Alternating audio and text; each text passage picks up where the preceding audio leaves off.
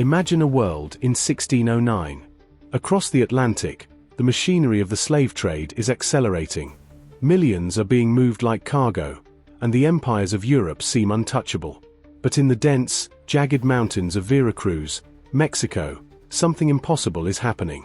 A small community of Africans has not only escaped their chains but has forced the most powerful empire on earth, the Spanish crown, to a standstill. This was not a hidden camp or a temporary refuge. Within years, it would become a legally recognized town where slavery was illegal nearly 2 centuries before the Haitian Revolution and long before the American Civil War was even a thought. At the center of this defiance stood one man, Gaspar Yanga. To the Spanish, he was a fugitive and a bandit. To his people, he was a king. But to history, he is one of the first recorded African leaders to successfully establish a black free town in the Americas. Gaspar Yanga was not a man who simply stumbled into leadership. Most historical records and oral traditions point to a royal origin in West Africa, specifically within the Brand nation of modern-day Gabon or Guinea-Bissau. He was a prince who understood the mechanics of power long before he was captured and sold into the sugarcane plantations of New Spain. When he arrived at a sugar plantation in New Spain in 1570, the Spanish saw a laborer, but Yanga saw a battlefield. Not long after his arrival, he led a daring mass escape into the inaccessible highlands near Mount Orizaba. He didn't just run, he founded a palenque, a fortified settlement that would become a beacon of black sovereignty for nearly 40 years. This settlement was a masterclass in survival and strategy. Under Yanga's leadership, the community grew to hundreds of people, including escaped Africans and indigenous people fleeing colonial brutality. They didn't just hide in the jungle, they built a thriving agricultural society, growing corn, beans, and sweet potatoes, and even raising cattle. But they were also a military force. Yanga understood that to remain free, they had to be a constant thorn in the side of the Spanish economy. They occupied the Camino Real, the vital royal road connecting Mexico City to the port of Veracruz. They intercepted silver caravans, seized weapons, and liberated more enslaved people with every raid. For 30 years, the Spanish authorities tried to ignore them, but by 1609, the Yanganistas had become so successful that the Viceroy of New Spain realized that if Yanga wasn't crushed, the entire colonial system of slavery in Mexico would collapse. In January 1609, the Spanish launched a full-scale military expedition to annihilate Yanga's town. They sent a well-armed militia of over 500 soldiers, led by Pedro González de Herrera, specifically to wipe the settlement off the map. They expected a quick victory over what they viewed as unorganized runaways. They were wrong. Yanga, now an elderly man, took the role of the grand strategist while his general, a man named Francisco de la Matosa from Angola, led the guerrilla forces on the ground. As the Spanish troops marched into the mountains, Yanga sent a message to the Spanish commander. In a stunning display of psychological warfare, Yanga told the Spanish commander that he and his people were justified in their rebellion because of the cruelty and treachery of the Spaniards. He defied them to enter the jungle.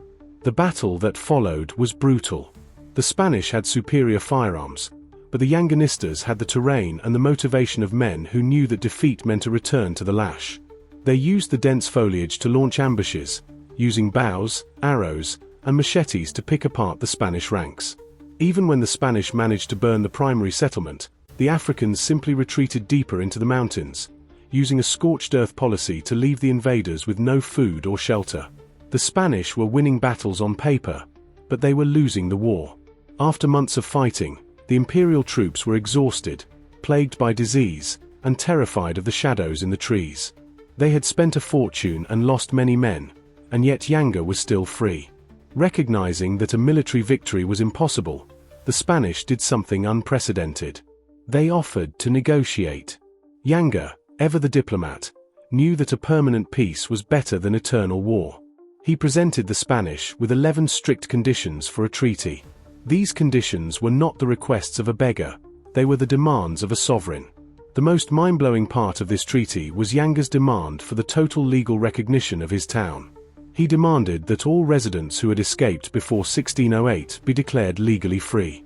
He demanded that the town be governed by himself and his descendants in a hereditary fashion, effectively establishing an African dynasty in the middle of a Spanish colony. He even demanded that no Spaniard be allowed to live in the town without permission. In exchange, Yanga offered to pay a small tribute to the crown and help defend the colony against other European pirates. This was the birth of San Lorenzo de los Negros. The Spanish crown was forced to swallow a bitter pill. By signing this treaty, they were admitting that their invincible empire had been humbled by a community of former slaves. This agreement didn't just grant temporary safety, it created a legal sanctuary. San Lorenzo de los Negros became the first officially recognized free black town in the Americas. Think about the gravity of that moment. In 1609, while the foundations of the United States were barely being laid in Jamestown, and while the slave trade was reaching a fever pitch across the Caribbean and South America, there was a town in Mexico where a community of free black people governing themselves under their own leadership, held their own elections, and built their own churches. They were protected by the very laws that were designed to keep them in chains. The existence of this town shattered the fundamental lie of the colonial era, the idea that African people were incapable of self-governance or high-level military organization. Yanga's government was sophisticated. He established a system of agriculture that ensured the town was never dependent on the outside world for food. He created a militia that was so effective the Spanish eventually hired them to protect the region from English and Dutch pirates. The town even had its own religious life, though Yanga insisted that only certain priests be allowed to enter, ensuring that the spiritual life of his people remained under their own influence. This was a total rejection of the colonial identity. They were no longer property, they were the Yangas, a people named after the prince who refused to be a slave. But why is this story so often missing from the global narrative of African resistance? For centuries, the Spanish authorities attempted to downplay the significance of Yanga's victory.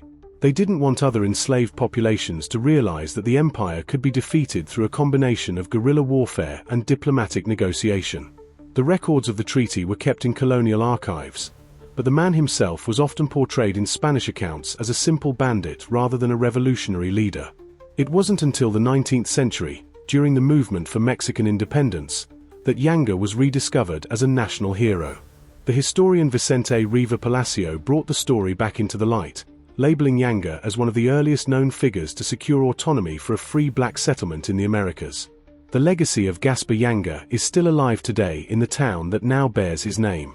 In 1932, the settlement was officially renamed Yanga in honor of its founder.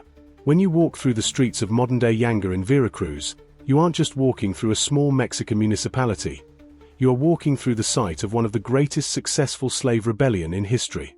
The Afro-Mexican community there remains a vibrant testament to this history, even though for many years, their presence was ignored by the broader Mexican state. They are the descendants of the men and women who stood on the front lines against the most powerful navy and army of the 17th century and won. The success of Yanga's free town also sets a crucial precedent for other Maroon communities across the continent. From the Palmares in Brazil to the Nanny of the Maroons in Jamaica, the blueprint for resistance often mirrored what Yanga achieved in the mountains of Veracruz. He proved that the geography of the Americas, the dense jungles and high peaks, could be turned into a weapon against the colonizers.